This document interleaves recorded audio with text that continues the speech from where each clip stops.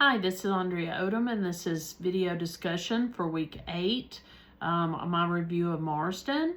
My abstract, I said that when examining Marsden, a statement that comes to mind, in my mind, is Christians are scholars, but scholars are Christians. So if you profess to be a Christian, then if that's your job, that's your professional pursuit, then you can't separate yourself. You're going to have your Christian beliefs, your values, your moral judgments, and you're going to look at history or scholarly pursuits through a Christian lens. I found a couple of sources online through a search. One was a blog post and another was a review. Well, the blog post was a review, but the other was an article where they were reviewing Marsden, and they both they're very good, and I'm just going to kind of summarize them a little bit, but they're definitely worth a read. The first one was the blog post by a guy named Jared Garcia, and a statement that he made kind of went with this. It said, adapting to various communities is consistent with the Christians' call to be sojourners in the world without compromising their allegiance to God. So, you're going to revert back to your, biblical worldview, even if you're doing scholarly pursuits. If you're called to be a disciple and you're called to spread God's message, then that should extend to your workplace, to your learning, your scholarly pursuits.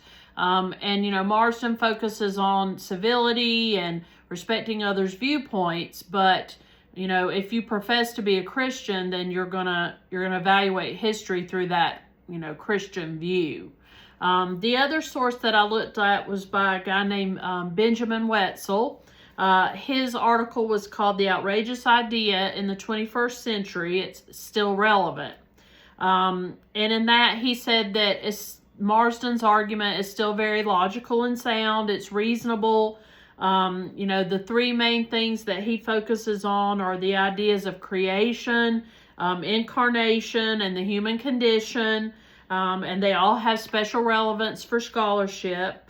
And he also said that background beliefs would influence how a historian would write, say, a biography about a person, how we interpret historical figures, how we judge things like utopian movements. So both of these reviews, they spoke of Marsden's ideas as being still very relevant. And so, like I said, they're definitely worth, looking at. A book that I came across that they kind of related to all this was one called Why Study History? Reflecting on the Importance of the Past. So I'm going to try to get a copy of that and take a look at it.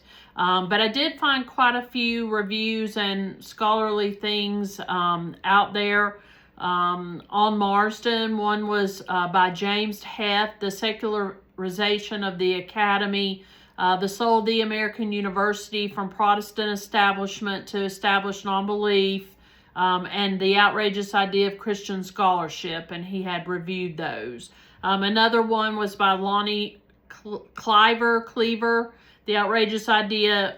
He reviewed Marsden's work as well, and that was an article. And a couple of others, one by a guy named Christopher Shannon, After Monographs, A Critique of Christian Scholarship as Professional Practice, in Confessing History, Explorations in Christian Faith and the Historian's Vocation. And one of the writers, it was actually the one that wrote the book, Why Study History, John Fee, F-E-A. Several of these articles referred to him. And that's my review of Marsden. Thank you very much.